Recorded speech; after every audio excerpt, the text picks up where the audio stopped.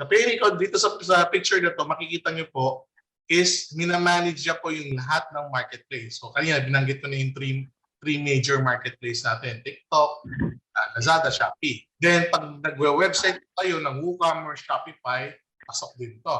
Okay?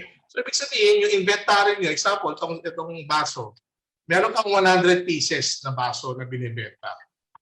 Sabihin na natin, meron kang 20 stores. Pag may bumili sa store number 3 mo, automatic, sa business system ka ng Payrecon, yung 20 stores automatic magbabawas ng isa piraso kasi may bumili sa store number 3. So yung inventory mo ng 100 pieces, magiging 99 pieces na live.